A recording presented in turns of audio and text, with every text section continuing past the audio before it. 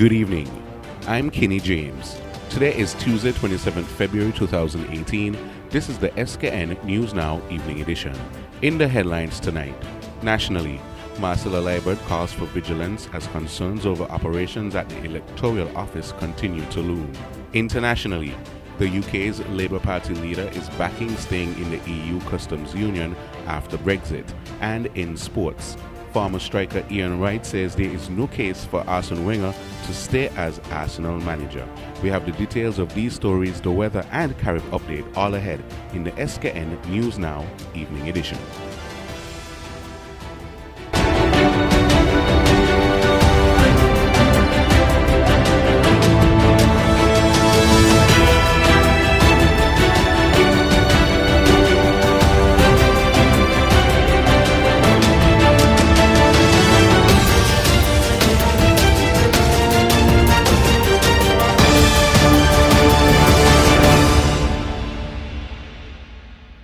Honorable Marcella Liebert is urging the public to be vigilant and become aware of operations at the electoral office in the face of allegations that persons continue to be denied the right to register to vote.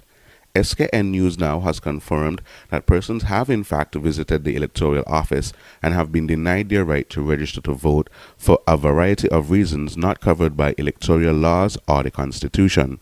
Ms. Liebert is insisting that this is being done deliberately and is part of a plan which will see hundreds of persons' names removed from the register of voters.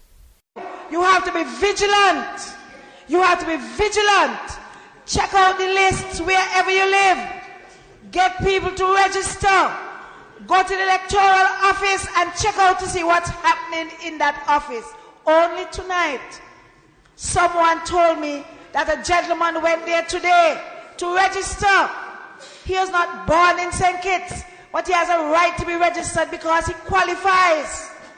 And some girl in there tell him, hey, from here, so he come in there to register for. And they refuse to register him. And this is not the first time that we are hearing these stories. This is not the first time. A young lady told me that it's 3 times now they have sent her back and said she can't register. Yep. 3 times. We have to sound the battle cry because that gentleman who went in there today must register. And that young woman, she has to register. And so we have to sound the battle cry because what is happening is they're breaching all of the laws in there, doing whatever they want, because they intend to take off hundreds of names as they have done before, hundreds more names of that list. People, you have to be vigilant. Check to make sure your name is on the list, your family's names are on the list, your friends' names are on the list. If all of us do our part, we will be successful. We all need to pull our weight. And so I'm appealing to you because the electoral office, lots of shenanigans going on there. And although it is unlikely to change with elections only 2 years off, Ms. Liebert continues to express concern over the fact that the Attorney General and the Minister of Justice and Legal Affairs, Honorable Vincent Byron, is also the minister responsible for the electoral office. The attorney says this represents a definite conflict which affects the public interest and which persons should be aware of. The Attorney General, he is supposed to be the minister with responsibility for the electoral office. How is that possible? How can you have an Attorney General being the minister responsible for the electoral office? That is a serious conflict of interest, a very serious conflict. Because if you have a problem with the electoral office or anything in there, and you have to sue the Attorney General, then he advises himself. He is supposed to be the one advising the electoral office, not being the minister for it. So it's a serious conflict of interest. And the Attorney General must be removed as the minister with responsibility for the electoral office. Because that is a very, very serious conflict of interest which should not be allowed to continue. Else you can always have these conflicts. Strengthening interagency collaboration between the St. Kitts Nevis Defence Force and the Royal St. Christopher and Nevis Police Force is a top priority for Major Anthony Comrie, who has promised to increase support to law enforcement when he assumes leadership of the St. Kitts Nevis Defence Force tomorrow. The relationship between the agencies has always been collaborative, with soldiers often seen supporting police on patrols, during stop and search operations and other tactical situations, and the new SKNDF leader says the public will see more soldiers on patrol moving forward. Major Comrie's promotion comes following the retirement of Lieutenant Colonel Patrick Wallace. He currently serves as the commander of the St. Kitts Nevis Coast Guard, a post he has held since May 2010. The personal and academic development of the staff of the Coast Guard base has been a priority for the 30-year military officer, who said he intends to expand the focus to other men and women under his command. Other routine reviews will include operational procedures, promotions, discipline, and recruitment. Meantime, final rehearsals for a parade to mark the transition are taking place, and the public is encouraged to witness this transitional parade and ceremony at Camp Springfield on Wednesday at 5 p.m. Outgoing Commander Lieutenant Colonel Wallace will officially hand over the agency's colors to the incoming commander. The new commander will then receive his orders from Governor General His Excellency Sir Tapley Seaton. A government delegation from St. Kitts and Nevis is participating in the 29th inter-sessional meeting of CARICOM heads taking place at Port-au-Prince, Haiti. The two-day meeting, which concluded today, deliberated on several critical issues affecting the region, including disaster management, crime and security, blacklisting, and de-risking trade and the CARICOM single market and economy. Some of the issues continue to adversely affect the economies of small island developing states, and the region sought to combine its efforts and resources to continue to collectively advocate for inclusion of these matters on the international agenda and in the multilateral area. As a part of the St. Kitts and Nevis contribution to the meeting, Honorable Vance Amory, who headed the delegation, addressed the issue of disaster management on the first day and reiterated the need for governments to take a strategic and systematic approach to prepare its citizens to mitigate the effects of natural disasters.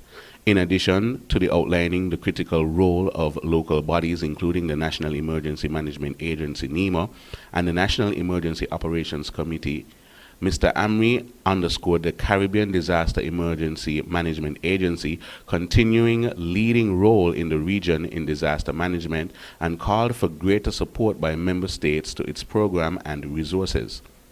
Other nations represented at the meeting along with St. Kitts and Nevis were Barbados, the Bahamas, Grenada, Haiti, Jamaica, St. Lucia and Trinidad and Tobago, Guyana, Dominica, the British Virgin Islands, Montserrat, and Suriname. Other matters discussed in caucus included CLICO, West Indies Cricket Crime and Security, and the assessment report regarding Jamaica's relationship with the CARICOM.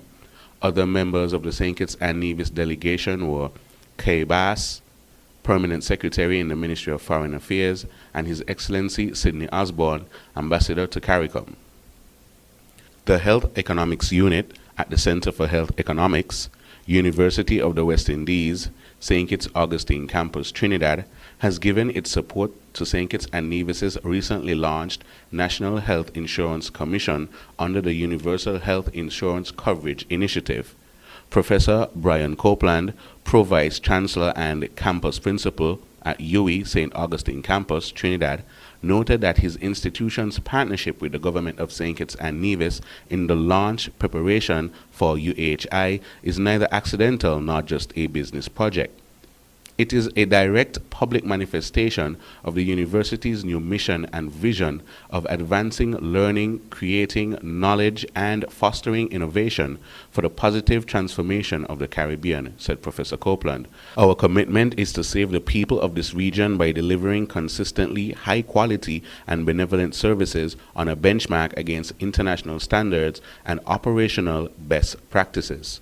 The campus principal said that everyone should be aware of the importance of the health sector as it is one of the critical areas of national development. He commended St. Kitts and Nevis for ensuring that its citizens have access to affordable and reliable health care. Meanwhile, Pro Vice Chancellor Copeland said he envisions a Caribbean society where its people would be empowered to quickly recover from natural disasters and would not be subjugated to man-made catastrophes. He added that Caribbean people would be successful and will survive in a highly competitive world, noting that such cannot be possible without a healthy citizenry. He emphasized that UWI will continue to provide technical support at every stage of the journey going forward to St. Kitts and Nevis, as officials from the Health Economic Unit of the University of the West Indies, St. Augustine Campus, Trinidad, were contracted to consult on the matter and advance action on the design specifics for the program's implementation. In light of recent changes to the Vehicles and Road Traffic Amendment Act, drivers are being cautioned by police to ensure that they travel with their license, as a request can be made to produce it at any time. According to the Act, drivers are expected to produce their driver's license immediately for examination upon the request of any member of the police force. Officers can ask to see it in order to ascertain the name, address of the holder of the license, as well as the date of issue of the license. This being the case, drivers will have to ensure that their licenses are always valid. A driver can face a fine of up to $250 if they fail to produce their license upon request. Driving without a valid and unexpired driver's license also comes with a fine of up to $250. Additionally, holders of temporary driver's license are now required to produce both their temporary driver's license and their foreign driver's license, or a valid photo identification if it needs to be examined by a member of the police force. They too can face a $250 fine if they fail to comply.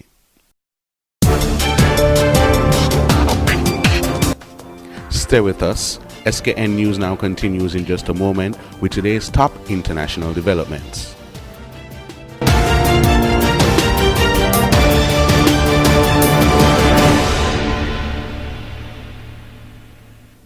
Internationally, Britain's main opposition party has announced a major policy shift on Brexit. Labour leader Jeremy Corbyn says he now backs the UK staying in permanent customs union with the EU, saying it is necessary to protect trade and avoid a hard border with Ireland. Pro-European MPs have welcomed the move, but the government says it is a cynical attempt to frustrate the UK's withdrawal from the EU. Nadim Baba reports. In a centre dedicated to cutting-edge design, a speech meant to give Labour's Brexit strategy a sharper outline. Jeremy Corbyn's supporters say there's now a clear difference between the government and opposition on this crucial issue. So Labour would seek to negotiate a new, comprehensive UK-EU customs union to ensure there are no tariffs with Europe and to help avoid any need whatsoever for a hard border in Northern Ireland.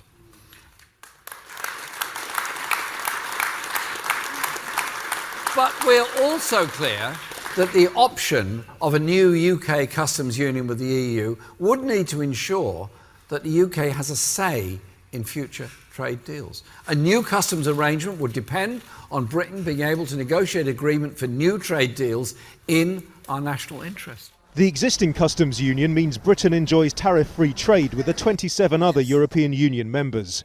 Up to now, Jeremy Corbyn has simply promised to push for the exact same benefits, believing anything more would infuriate the sizable number of Labour voters who backed Brexit. It's no coincidence that Jeremy Corbyn gave this speech in a strongly Leave voting area. All along, Labour has said it must respect the views of its Brexit-backing supporters. But now there has been a shift, a significant one, many people say, and one that could change the future of Britain. Downing Street has again rejected any customs union, saying the UK must be free to strike its own trade deals. But the Confederation of British Industry welcomed Corbyn's shift, saying it would put jobs and living standards first. At this Coventry engineering firm, they make parts mainly for commercial vehicles, and a fifth of their business is with other EU countries. 18 people work here, and the boss says any sudden break with the EU would be very damaging. Something can be done to hold on to those ties, still give ourselves a chance to break free of the EU. If that's what has to happen, then so be it. But beginning new trade deals with other countries can take years and years. So I think there could be a lot of years of hurt before anything is then put back to normal. On Friday, Prime Minister Theresa May will give her own Brexit speech, but she could face a rebellion in Parliament from some in her party who want to retain closer links with the EU. The fact that she doesn't have an overall majority means this move by Labour could be significant when Parliament votes on Brexit in the coming months. Saudi Arabia's King Salman has fired his top military commanders and reshuffled his cabinet in a shake-up of key security and government ministries. Those dismissed by royal decree overnight on Tuesday include the Saudi Army's Chief of Staff and the heads of the ground and air defense forces. No official reason has been given for the overhaul, but it comes as Saudi Arabia faces growing criticism against the military coalition it leads in the Yemen war. Meanwhile, Russia has vetoed a UN resolution criticizing Iran for failing to prevent weapons from reaching Iranian-backed Houthi rebels. More in this report. Saudi Arabia's military might on display. Saudi generals have been leading a coalition of forces attacking the Houthis in Yemen for nearly 3 years. The Iranian-backed rebels, who oppose the internationally recognized government of President Abdurrabba Mansour Hadi, remain in control of large areas of the country. And the Saudi armed forces have been internationally criticized for killing thousands of Yemenis while causing widespread destruction and achieving little. King Salman bin Abdulaziz Al Saud has announced a reshuffle of the army's chief of staff and the heads of ground and air defense forces. The war in Yemen, there is a serious failure when it comes to the Saudi Arabia. There is growing criticism from international community, and there is a serious pressure that Saudi Arabia should stop what they are doing now and change course if it is needed. And I think Saudi Arabia is trying now to open up to the international community by trying to open up airports and ports for support, food or medical support, so they can reduce the pressure on the Saudi Arabia government and the alliance. The most notable dismissal was the military chief of staff. General Abdurrahman bin Saleh Al Binyan is being sidelined to become a royal court consultant. His replacement is the former commander of the Royal Saudi Air Force, General Fayyad bin Hamid Al Ruwaili.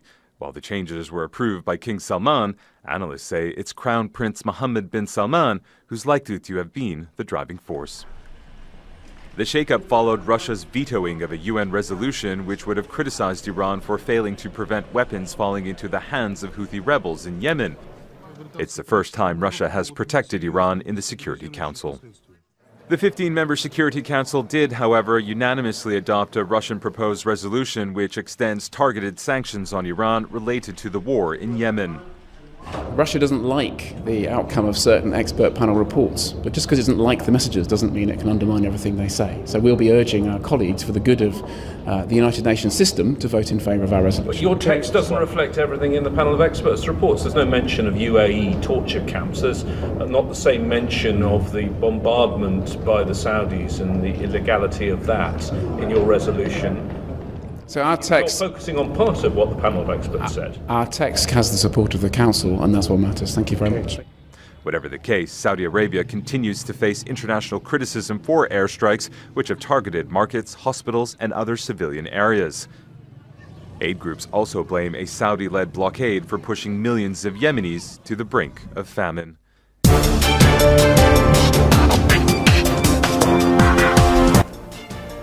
Still to come this evening, sport, the weather, and Carib update.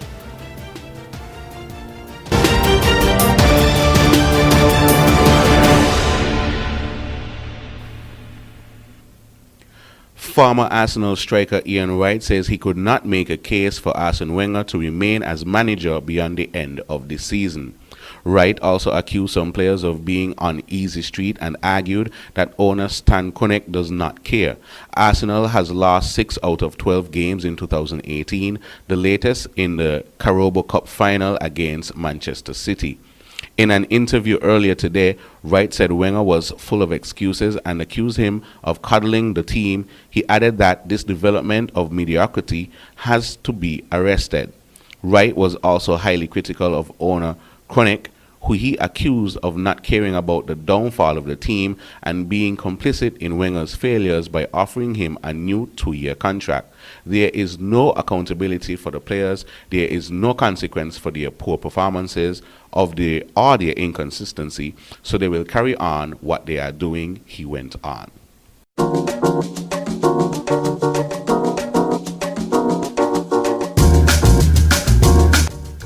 And now for a look at this evening's weather forecast. Tonight will be partly cloudy to cloudy with the chance of showers remaining high.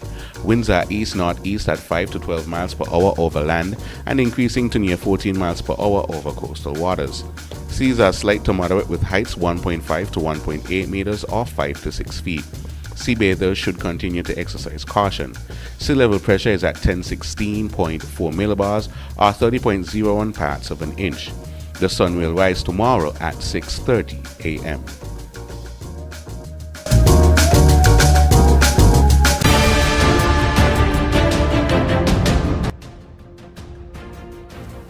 And that ends tonight's edition of the SKN News Now. Now for a recap of tonight's top stories. Nationally, Marcella Liebert calls for vigilance as concerns over operations at the electoral office continue to loom. Internationally, the UK's Labour Party leader is backing staying in the EU customs union after Brexit. And in sports, former striker Ian Wright says there is no case for Arsene Wenger to stay as Arsenal manager. I have been your presenter, Kenny James. Thank you for tuning in for the SKN News Now Evening Edition. Stay tuned. Carib Update is up next.